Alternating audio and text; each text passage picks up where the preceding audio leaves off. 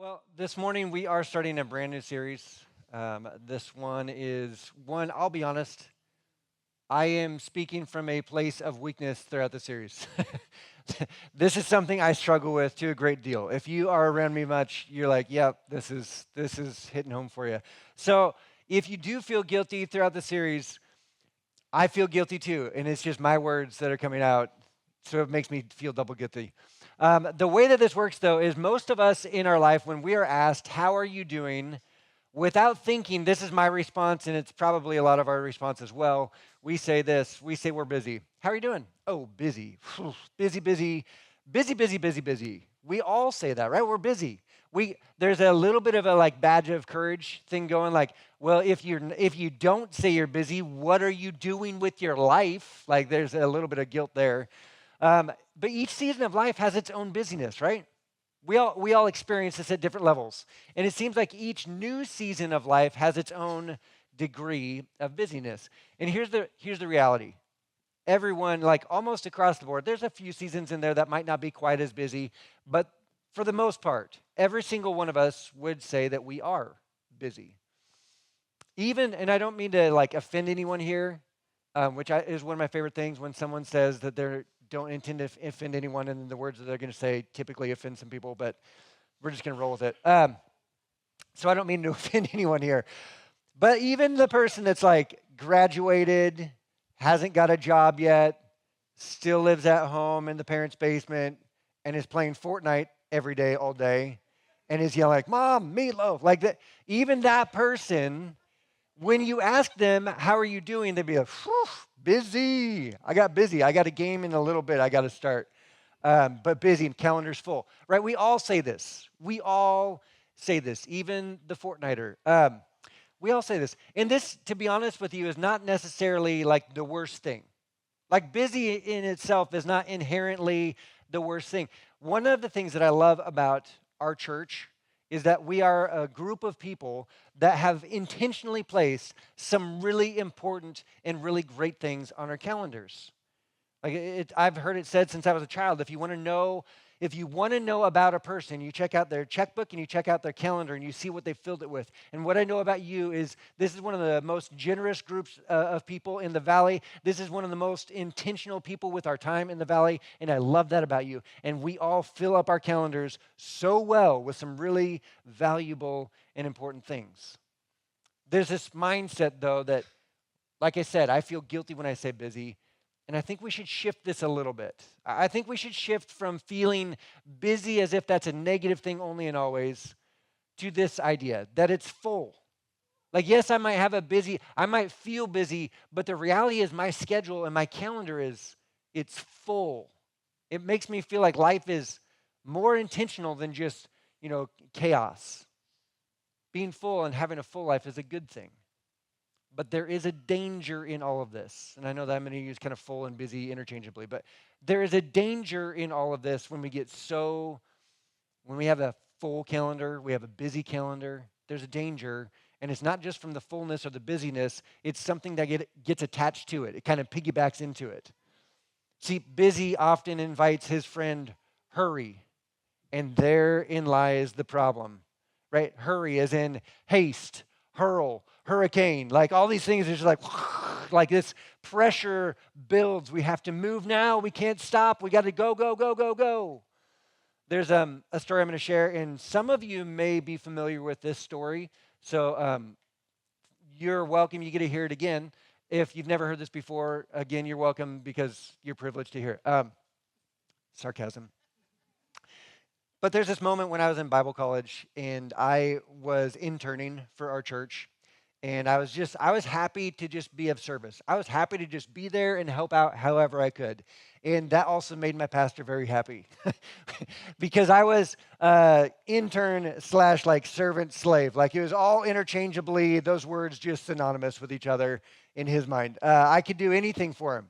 Like, hey, I need you to go clean up this thing. I'd be like, yeah, let's do it. Let's go.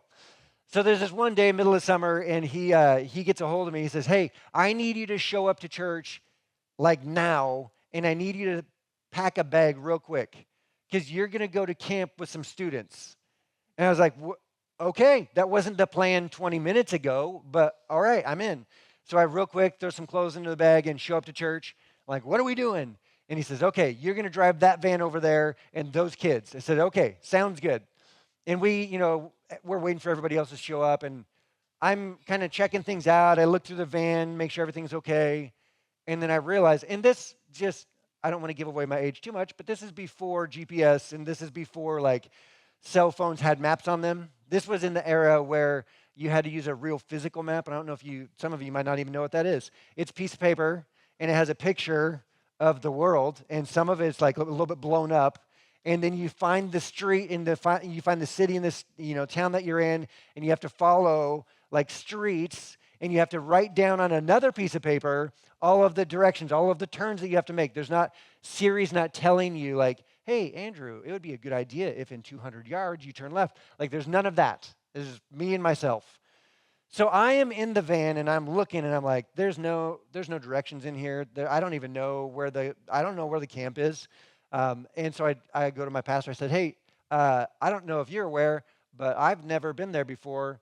Could you give me some directions? He's like, oh, it's not a big deal. You can just follow me. And in this moment, I thought, that doesn't sound like a good idea. Like, that sounds poorly executed. And I didn't want to disappoint him, though.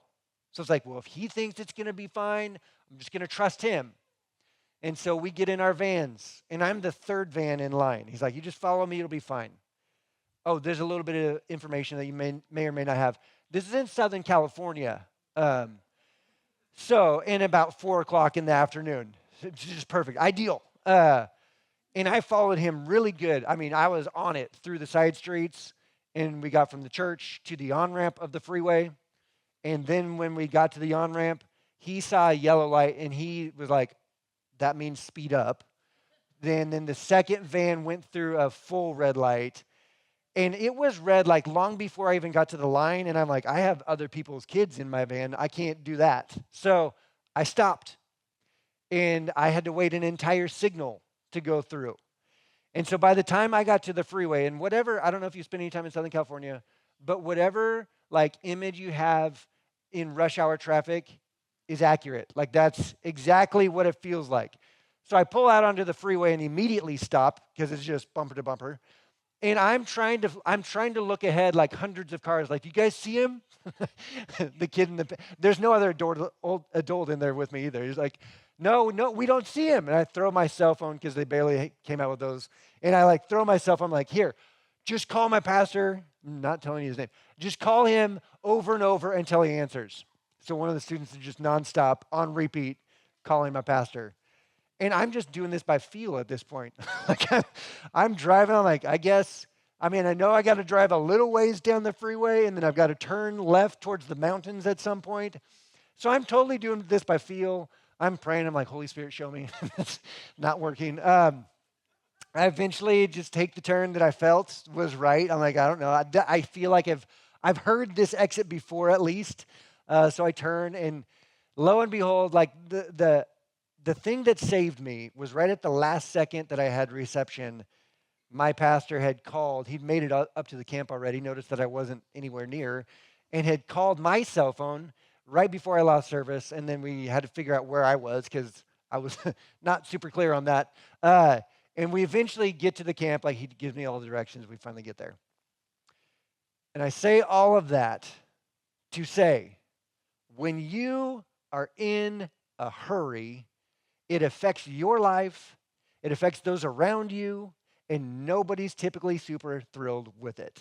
Like, it's not a big, like, beneficial, yes, hurrying is good. No, hurry is not good. In fact, if we're going to define hurry in our life, we're going to use this definition: an unhealthy, that's a big word in this, an unhealthy preoccupation with a future time, place, or outcome.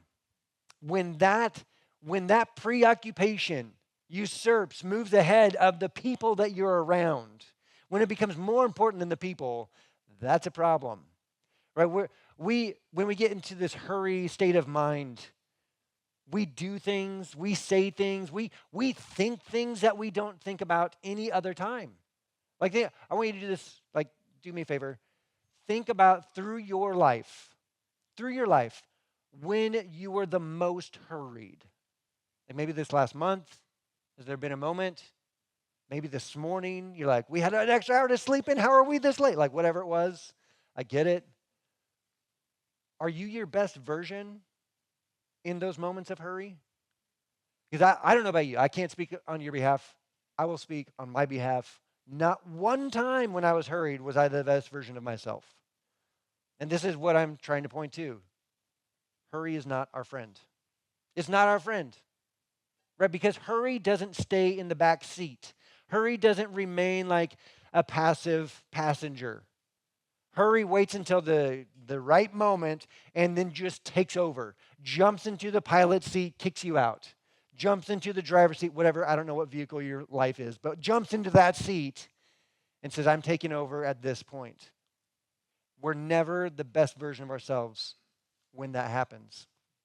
There's a pastor, author, I don't know if you're familiar with him or not, his name is John Ortberg, but he was going through one of those seasons of life that like the pace of life had picked up, and you kind of scramble in those seasons to try to like get back to a normal, try to get to just like, okay, this is a new norm, but I got to get used to this. And you feel like you're hurrying up until you get used to it. And he was in that season of life where he'd had some kids and they were starting to grow up. So he's trying to keep pace with them, freshly married. So they're like trying to figure out their marriage life and married with kids life and all that. And he's trying to like be successful at work. So all of these, all these components lined up together feel like they're speeding up on him. And he felt that pressure, he felt that tension. So he calls his mentor, who's another kind of famous theologian, author guy. His name is Dallas Willard. And he says, Dallas, what do I need to do in this season of life that is so chaotic and so fast-paced, and I feel like I'm barely keeping up with everybody? What do I need to do in this season to make sure that spiritually I'm still growing? Right? Because this is a tension that we should all have. As a Christian, as a Jesus follower, we want to have a growing, developing relationship with Jesus. But if there's a season of life that seems like it's taking over, that development gets stunted, that development gets put on pause. And so he's asking his mentor, hey, I feel this thing happening. What do I need to do so it doesn't? What do I need to do to make sure that my spiritual life continues to grow and is a priority in my life? And Dallas sits there and thinks for a little while, and I'm sure John's like, hey, hurry up. Like, I got to get going. This phone call was in a hurry. And this is what Dallas Willard told him. He said, you must ruthlessly eliminate hurry from your life. You must ruthlessly eliminate hurry from your life. You see, hurry is an adversary. It's an opposition of our spiritual life, of our spiritual growth, of our spiritual health, and our health altogether. Normally if you ever think about this, if you ponder like, I wonder what's at odds with my spiritual life, I don't know if you think about that. I do from time to time. It's kind of the gig. But when we typically wander down that pathway, we're like, well, it's probably culture, it's the internet, it is, it's the false teaching I saw on the internet that's affecting so many, like, it's the devil, it's the opposing political party. They check all the boxes. Like, whatever you feel like is in opposition of your spiritual health and growth, it's hurry. Like, that's the one. All those other things are secondary. All those other things may not even be accurate. For you individually, hurry is what is at odds with your spiritual formation and growth. A couple of really good resources, if you're interested to check out. Soul Keeping by John Ortberg, and then Ruthless Elimination of Hurry by John Mark Comer. Wonder where he got that title. So these are great books, and I know immediately there's a decent percentage of you that is sitting there like, cool, we're talking about being hurried and how much time I don't have in my life, and then you're suggesting I read a book. Listen to the book. Audio books are fantastic. You just put them on the car and you drive. It's multitasking. We'll talk about that later. I get it. There's a lot of moments in my life where I feel like I'm too hurried to read, but it's still important to have those voices, to have that perspective, to put what's important back in front. There might be other, if you're like, I don't have time for that. I got kids. There's only like so much time I have. And if we're just always watching Netflix or whatever it might be, just trying to put a screen in front of it, I get it. I get the tension. Maybe for you, you just need to pay attention to some other figures like Yoda, Mr. Miyagi, Rafiki, Oogway. I mean, take your pick, depending on what stage of parenting you're in. But there's these characters, there's these pictures, there's these images of people that slow down. Regardless of how fast-paced life is, they slow down. They're not in a hurry. In fact, this mentality of hurry, there's this idea that is starting to come to the surface in other places I read. It's called hurry sickness, a pattern of behavior characterized by a constant feeling of urgency, rushing, and impatience. And that describes me 90% of the time. Like I feel this a lot. I don't know if you do. Like I said, I'm leading through guilt this morning. I'm leading through vulnerability during this series. Now, this hurry sickness is it's not a recognized medical term, but it's becoming a label that some psychologists are starting to place on people because they're seeing this over and over. When they work with people, they're like, there's this thing that is taking over their lives, and it's unhealthy. And it's not leading them to growth, it's actually detrimental to their growth. When they feel like they have their schedules that are cram-packed full, and yet they're behind all the time. They're rushing through activities. Like you are in the middle of an activity that's really important. It's really good. You put it on the calendar for a reason.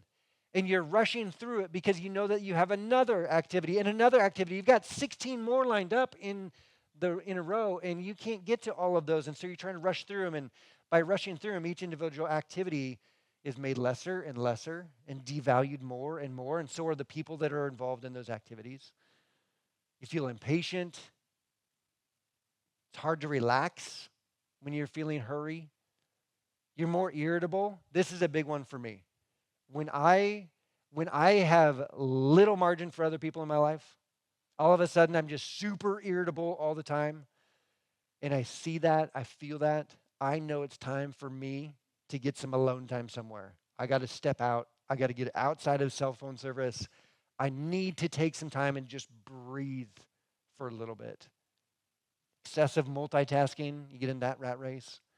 Like I said, we're trying to do 3, 4 things at one time. It's a disaster. Try and cook with that. I mean, it's a mess in my house sometimes. So here's a question for all of us. In light of all of this that we've talked about so far, in light of the understanding that hurry can take over our life, in light of the understanding that hurry is detrimental to our growth, is hurry holding you back? Is hurry holding you back?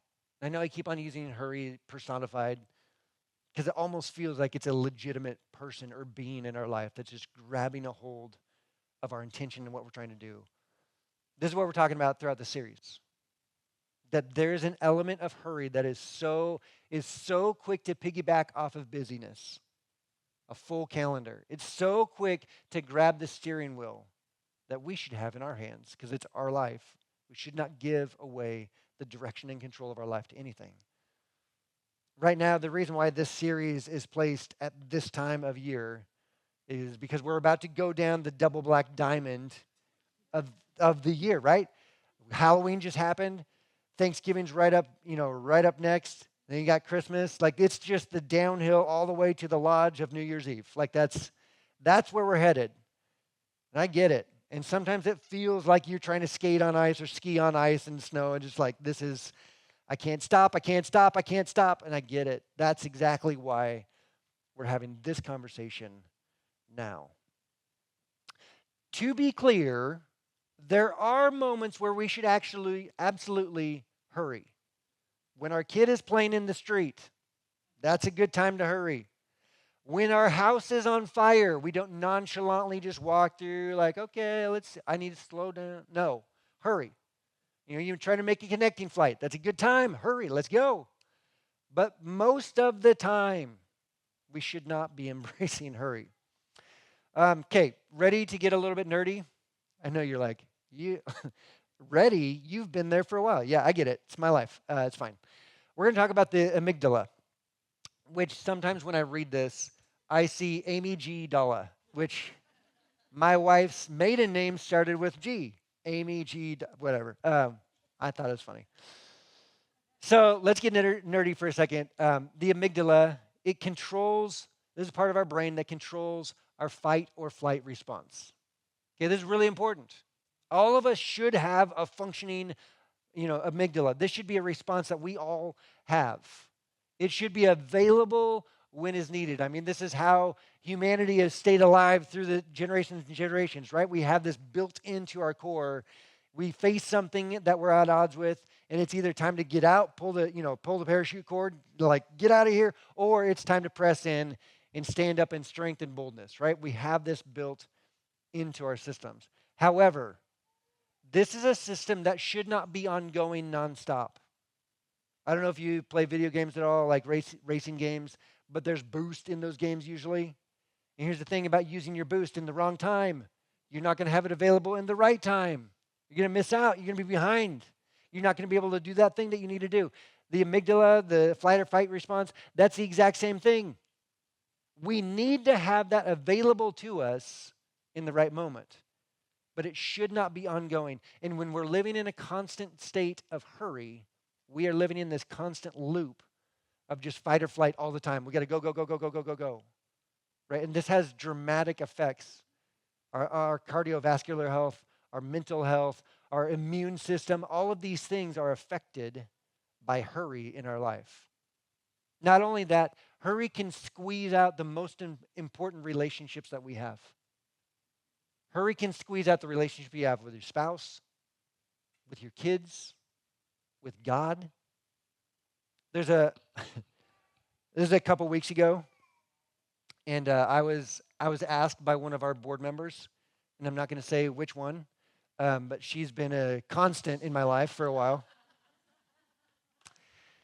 She asked me this question, and I'm just going to put it up here. She said, "How often do you pray, and do you schedule it?"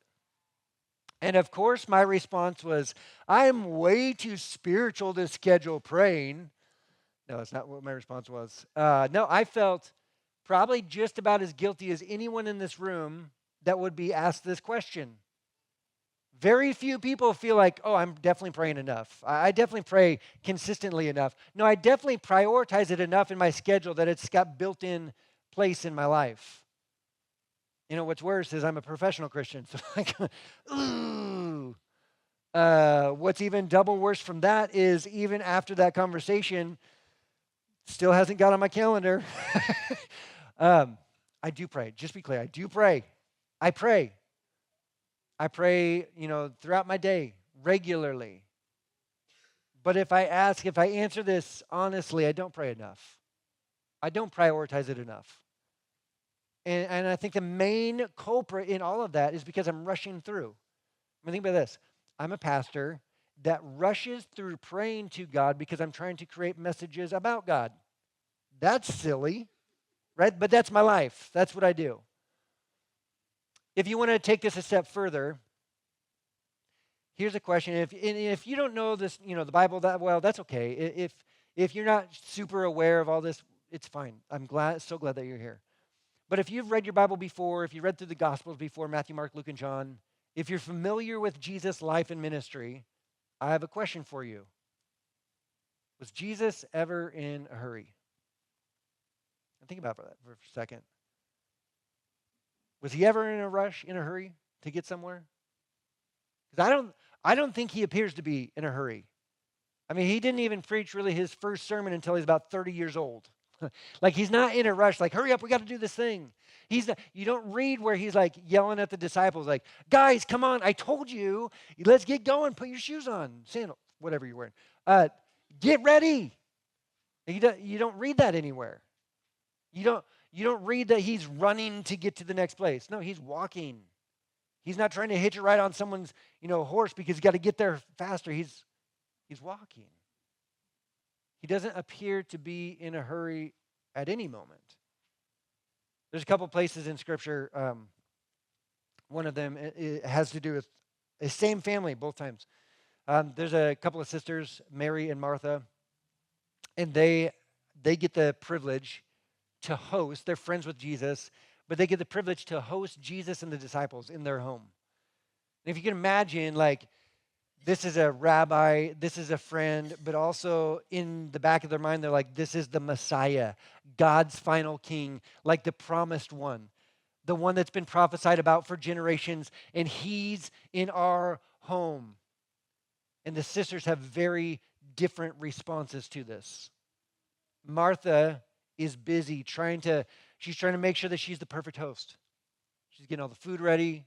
She makes sure that everyone's drink is always full. Like, she's trying to make sure that everyone's comfortable, that all their needs are being met.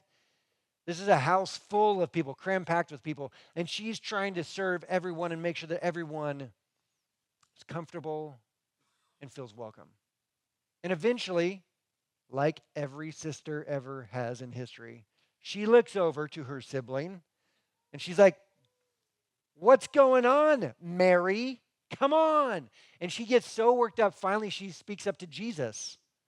She goes, "Jesus, my sister, I don't know if you've noticed, is just sitting at your feet the whole time. There's so many things I'm trying to do. I'm rushing, I'm hurrying. I'm trying to get all of this stuff done. She's not helping me at all. Can you please tell her? Tell her to get up and start helping me so we can get everybody, what they need." What's incredible is in this moment, Jesus doesn't say, "Oh, yeah, Mary, you should definitely go help your sister out. You should definitely serve your guests." Jesus says, "No, actually, Mary's doing exactly the thing that is most important. That she's given her full focus, time, energy, attention to me. That's the value." Martha is probably grumbling back in the kitchen. "Well, you get lukewarm water now, Jesus." I don't know. I think they always got lukewarm water. Another moment, same family. I talked about this recently. Mary, Martha have a brother, Lazarus. Again, this family is close with Jesus. They're friends. They they get news to Jesus. They get information to Jesus. Jesus, this is how close they are. They don't say Lazarus is sick. They say, "Jesus, the one that you love, is sick." And he knows immediately who they're talking about. Jesus is in a different town at that time. We've talked about this recently. He didn't just get up and hurry out the door like, "Oh, guys, come on, let's go." No, he sits and stays in place, twiddling his thumbs, playing checkers, who knows what, for 2 more days. He's not in a hurry. In fact, his intention is to not be in a hurry. Now, I'm going to share just one verse this morning, or a couple verses. And I get it. If you are here this morning, you're a church person, you've always been a church person, in your mind, you're going to be silently judging like, "That's not enough verses for a church service." And I get it, because I feel it too. Like, I grew up in church, I'm like, this is not enough verses. It's okay. It's going to be fine. But what I do want to point out is I'm going to put some verses up here.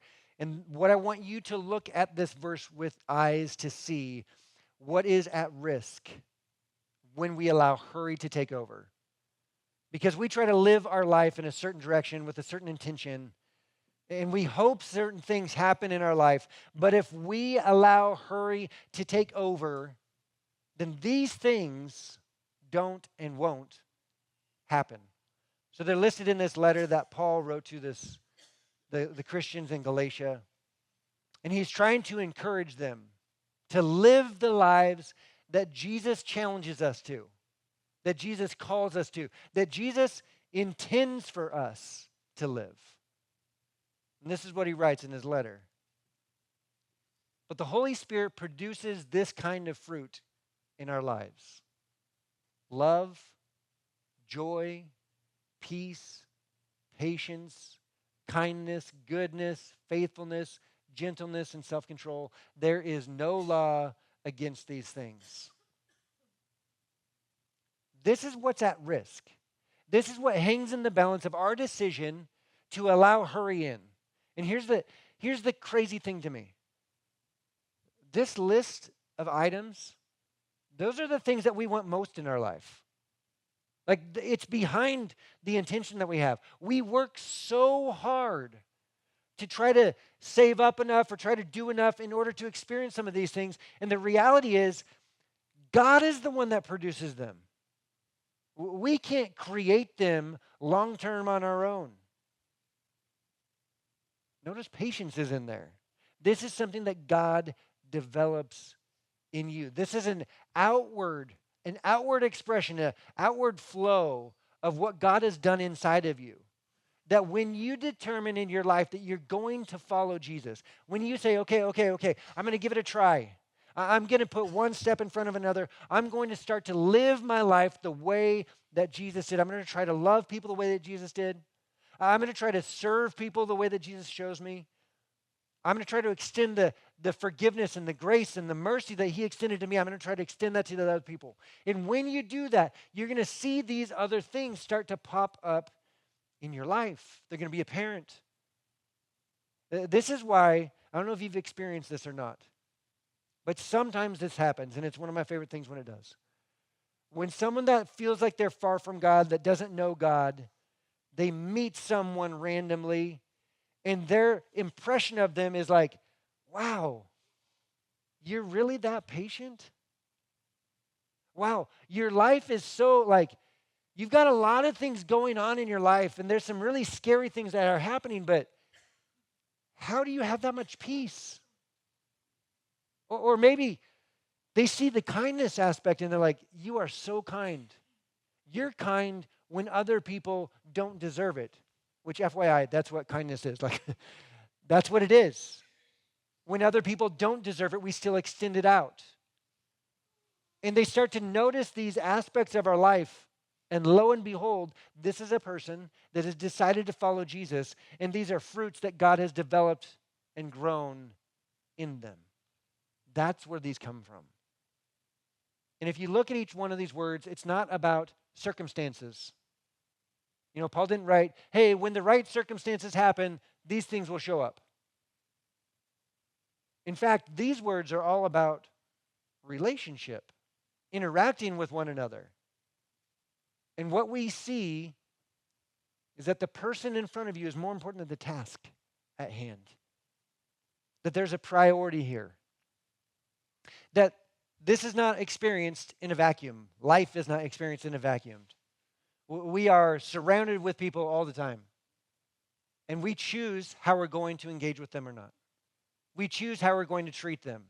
We choose how we're going to exemplify God well or not so accurately. And the thing that we invite into our life that affects this all the time, I know you probably are tired of hearing me say this morning, it's hurry. If we're not careful, hurry attaches itself to our busy, full schedule, and it ruins the fruit, right? Hurry is like the pesticide for our fruit, the fruit that we desire. Remember, hurry is not your friend. It ruins the things that you value. Even if you're not a Christian, if you're still like wrestling with faith, you haven't crossed the line of faith, like I said, we're so glad that you're here. But even for all of us, this is across the board. This is, there's no one that's not affected by this. This is just a true thing. That when we hurry, we miss out on life. When we hurry, we miss out on the most important and valuable things. We miss out on moments with the people that we care about the most. And even when we try to have those moments, we're distracted in them. We're not fully present in them because we're thinking 3 steps ahead of where we got to be and what we got to be doing. We miss out. If you are a Jesus follower, we miss out on the relationship that we have with God, the interaction that we have with God. I mean, how many times do us as Christians, we're like, I've been praying and praying and praying, and I don't hear God's answer. Most of the time, this is what I honestly want to say. I usually try to be gentle with you, but most of the time I just want to say, hey, are you giving God enough time to answer? Are you giving him the space in your life to respond to you? I mean, when you're in a relationship with other people and you ask a question, then do you just continue on with your conversation? No, you have to give them space and time to respond. That's what prayer is. It's a conversation. It's not a one-sided, one-way street. I love that when Jesus taught, When you read through the scriptures, you read all the red words, you read through Matthew, Mark, Luke, and John, the Gospels, Jesus was not in a hurry. The way that he taught was a lot of the time he's asking questions. If you're in a hurry, you don't ask questions. And if you're in a hurry, you for sure don't give the other person space and time to answer the questions that you ask. Jesus again gives us this example. The one that is in front of you is more important than the task that you're so focused on. And we miss out on the most important and most valuable things of our life. Now, throughout the series, I'm going to give you, like I said, a couple pieces of advice, one each individual week, and this is my piece of advice for this week. Slow down. Slow down. Not just externally, and I know that we can show other people. We try to project certain things at times. We can do that pretty good. We might be able to project that we're calm on the outside, that we're not hurried at all, but on the inside, we're just running laps. Like we're just running circles trying to get everything done. But the question is, how do we slow down? How do we do this? How do we practically implement some things that are going to help us slow down in this life? Well, I've got some suggestions for all of us. And don't worry, I don't like them either. But we're going to go through some. Choose the longest line. You get to the grocery store, wherever you're at, don't try to figure out which line is fastest. And let's be honest, the fastest is always self-checkout because I will 100% be any checker. Like that's just the reality. Why? Because I'm in a hurry. They're getting paid by the hour. I'm not. Choose the longest line and then just like breathe. Drive the speed limit. I know. Some of you in here this morning are like, we have enough problems in our valley with drivers. We don't need to add to them. Drive the speed limit. And I'm not saying, I'm not saying that you have to all the time, every time you get into a vehicle. I mean, that's what the law says, but I'm not telling you that. I'm just saying, as a principle, as a practice, every once in a while, just try to get to the speed limit. Like, just try to sit there for a little, see how that feels. Try that on for size. Start saying, you go ahead. Make this a regular vernacular in your life. Both of you get to a door at the same time. Hey, no, you go ahead. You go first. Like, just try to make this repeated so often that it just becomes old habit. Like, it just becomes the next words that are automatically out of your mouth. Why? Because you're not in such a hurry that you're placing yourself in front of somebody else. You're like, oh, I didn't think there was that depth. Yes, there is. And when we do this, there's something internally, there's something in our heart, there's something in our head that starts to adjust because we're choosing intentionally not to be in a hurry. We talk about generosity periodically in here, and one of the things I love about generosity, that Jesus knew this, he taught this, that where your treasure is, your heart will be also. And Jesus was about your heart. I don't know if you realize this. I know a lot of times we think of church and we're like, they just want our money. They just want our time. They just want our stuff. But the reality is, regardless of what your experience with church is, the reality is God is after your heart. But he knows that it's attached to something, so it has to be dealt with. And the way that we choose not to be greedy is to give stuff away. When we're talking about generosity, we choose to not be greedy by choosing generosity. See, I'm not greedy. I'm going to give it away. I'm not going to do that. I'm going to give it away. It's intentional. It's on purpose. And we unchoose greed in those moments. What we're talking about this morning is how we unchoose hurry in our life. Here's some more, because that wasn't enough. Welcome interruptions. And I know, my interruption has a name that I gave him.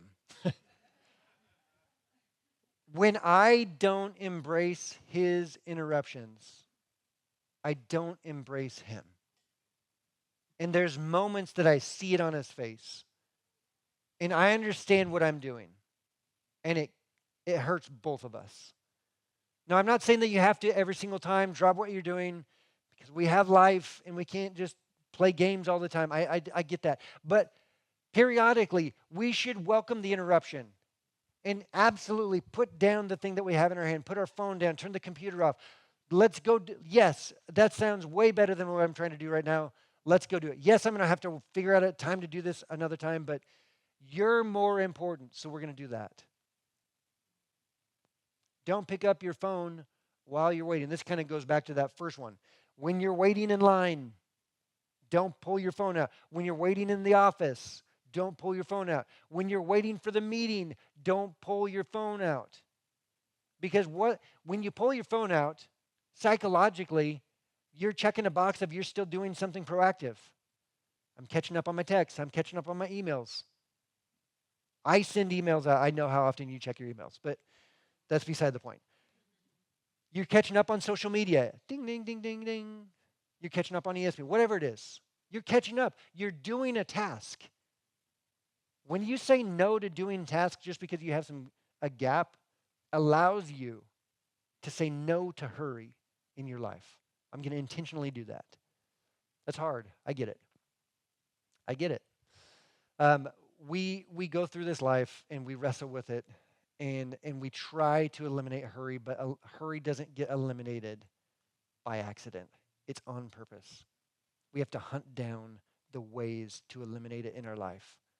And I don't want to sensationalize all of this, but absolutely it affects our connection to God and to people. This hurricane of hurry affects everything that is most important to us. We must find a way to slow down. Typically, when I close out a service, more often than not, I will have discussion questions for all of us to kind of continue the conversation when you go to lunch or your small group or wherever it might be, or just to think about, later on down the week and be like, oh yeah, that was a question I should answer. Today I'm going to do a little bit different. From the book Ruthless Elimination of Hurry by John Mark Comer, there's a hurry sickness quiz that he includes in there. So we're going to, again, if you don't feel guilty enough in life, I'm just going to help you so we can all get there this morning. Irritable. Do you get mad, frustrated, or annoyed too easily? Are you hypersensitive? Are your feelings hurt with minor comments? Like they're not trying to be mean to you, and yet at the same time, you're like, whoa, easy. It just stings different. Why? Because we're in a hurry and we don't have time to give them margin relationally. Are you restless? Can you actually relax when you try to slow down and rest? It's a big one. Are you workaholic? It doesn't have to be only work, but just nonstop activity.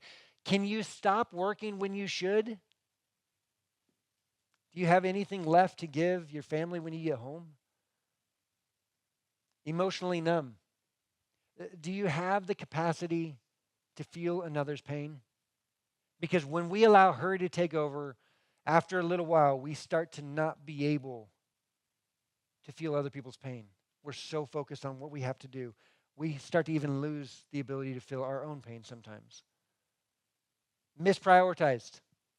And this one is kind of a tricky one, but when you evaluate and you feel kind of that hollowness in your life, you're like, I don't feel the purpose that I used to have, right, that I wanted to.